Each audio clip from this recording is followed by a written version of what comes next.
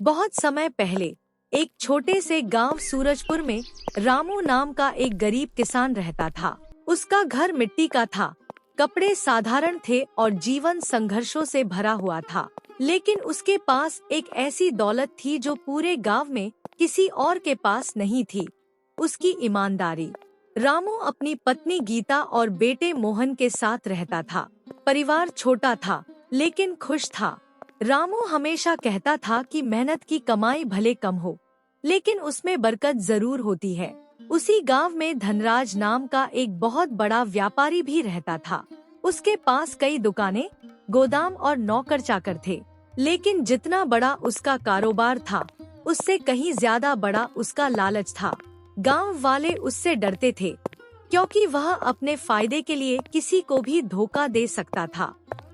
गीता, चिंता मत करो, इस बार फसल अच्छी हुई तो हमारी सारी परेशानी दूर हो जाएगी। मैं भी यही प्रार्थना करती हूँ रामू, भगवान हमारी मेहनत जरूर देख रहे होंगे। बाबा, इस बार फसल बिकेगी तो मुझे नई बांसुरी दिलाओगे? जरूर बेटा, सबसे पहले तुम्हारी बांसुरी ही आएगी। अगली सुबह रामू सूरज निकलने से पहले ही खेत पर पहुंच गया। मौसम सुहावना था, पक्षियों की चहचहाहट पूरे वातावरण को मधुर बना रही थी। रामू अपने खेत की जुताई कर रहा था कि अचानक उसका फावड़ा किसी कठोर चीज से टकराया। ठक आवाज सुनकर रामू चौंक गया। अरे, यह कैसी आवाज थी? लगता है जमीन के नीचे कोई पत्थर है।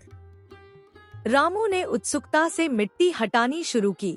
जैसे जैसे मिट्टी हटती गई, एक बड़ी धातु की वस्तु दिखाई देने लगी। कुछ देर बाद उसके सामने एक पुराना लेकिन मजबूत घड़ा था। रामू की धड़कनें तेज हो गई। उसने सावधानी से घड़े को बाहर निकाला और उसका ढक्कन खोला। ढक्कन खुलते ही उसकी आंखें फटी की फटी रह गईं। घड़े के अंदर चमचमाते हुए सोने के सिक्के भरे हुए थे। हे भगवान, इतना सारा सोना! क्या मैं सपना देख रहा हूँ? कुछ पल के लिए रामू को अपनी आंखों पर विश्वास नहीं हुआ, लेकिन अगले ही क्षण उसके मन में एक सवाल उठा। यह घड़ा मेरा कैसे हो सकता है? शायद किसी का खोया हुआ खजाना है। रामू जानता था कि अगर वह चाहता तो चुपचाप घड़ा घर ले जा सकता था, लेकिन उसकी आत्मा उसे ऐसा करने की अनुमति नहीं दे रही थी। उसने घड़ा वापस बंद किया और घर की ओर चल पड़ा। पहले गीता से सलाह लेता हूँ, जो सही होगा वही करूँगा। घर पहुंचकर रामू ने पूरी बात अपनी पत्नी को बताई। गीता भी सोने के सिक्के देखकर हैरान रह गई, लेकिन वह भी उतनी ही ईमानदार थी जितना रामू। रामू, यह खजाना हमारा नहीं है। मैं भी यही सोच रहा हूँ। हमें इसकी सूचना मुखिया जी को देनी चाहिए। माँ, क्या हम अमीर नहीं बनेंगे? बेटा, ईमानदारी सबसे बड़ी दौलत होती है। रामू और गीता ने फैसला किया कि अगले दिन वे गांव के मुखिया को इस खजाने के बारे में बताएंगे, लेकिन उन्हें यह नहीं पता था कि उनकी बात कोई और भी सुन रहा था। घर के पीछे एक पेड़ के पास खड़ा धनराज का नौकर कालू सारी बातें सुन चुका था। अगर मालिक को इस खजाने के बारे में पता चल गया तो वह बहुत खुश होंगे। कालू तुरंत दौड़ता हुआ धनराज की हवेली पहुंचा। धनराज उस समय अपने हिसाब किताब में लगा हुआ था। मालिक, बड़ी खबर है। क्या हुआ? क्यों चिल्ला रहे हो? रामू किसान को खेत में सोने का घड़ा मिला है। क्या कहा? सोने का घड़ा? जी मालिक, पूरे घड़े में सोने के सिक्के भरे हैं। धनराज की आंखों में लालच चमक उठा। उसे लगा जैसे वह खजाना पहले से ही उसका हो। रामू जैसा मूर्ख आदमी उस खजाने का क्या करेगा? मालिक, वह तो मुखिया को बताने वाला है। नहीं, ऐसा नहीं होने दूंगा।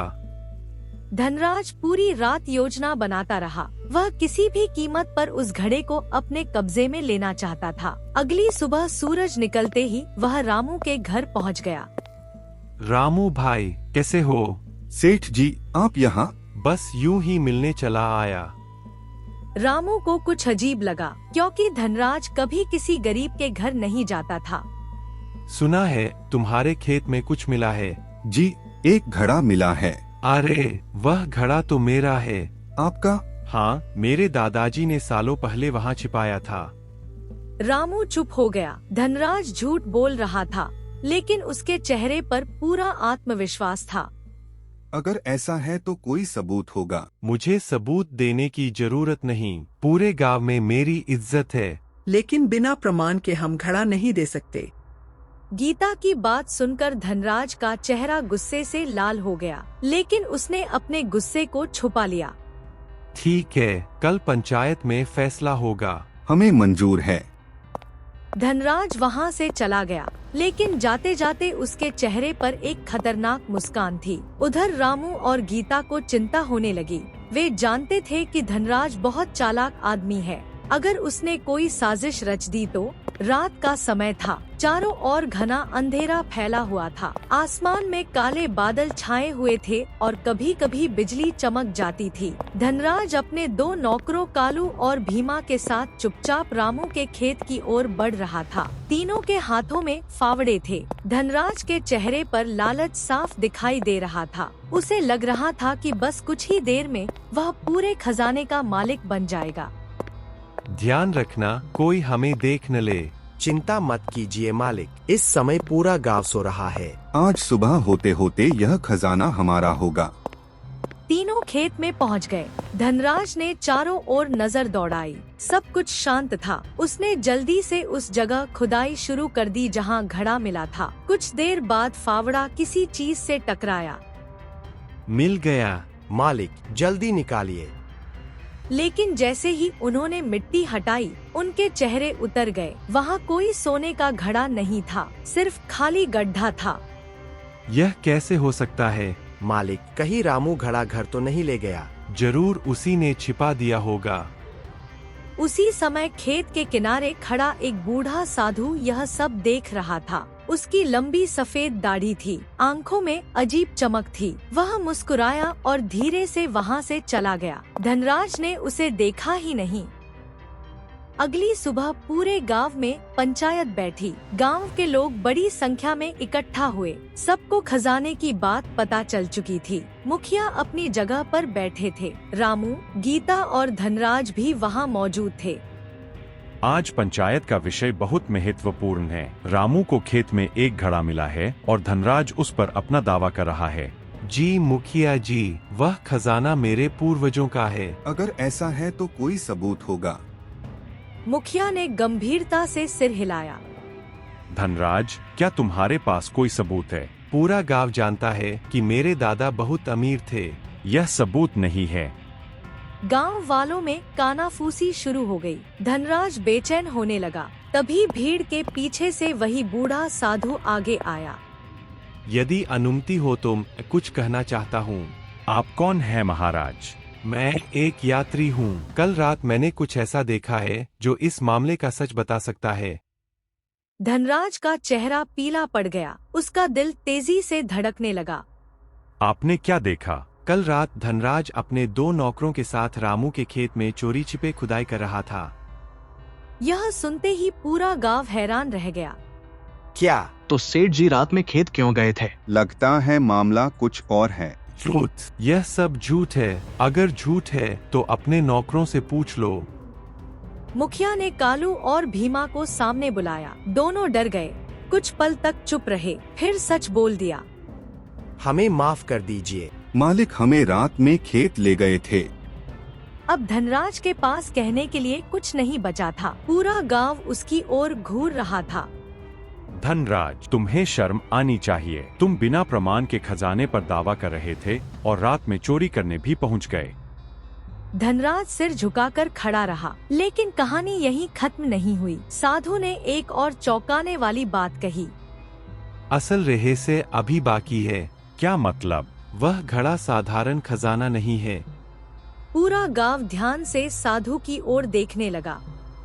लगभग 100 साल पहले इस गांव में हरिदास नाम का एक ईमानदार व्यापारी रहता था। उसने यह खजाना गांव की भलाई के लिए छिपाया था। उसकी इच्छा थी कि यह धन किसी ऐसे व्यक्ति को मिले जो पूरी तरह ईमानदार हो। गांव वाले आश्चर्य से एक दूसरे का चेहरा देखने लगे।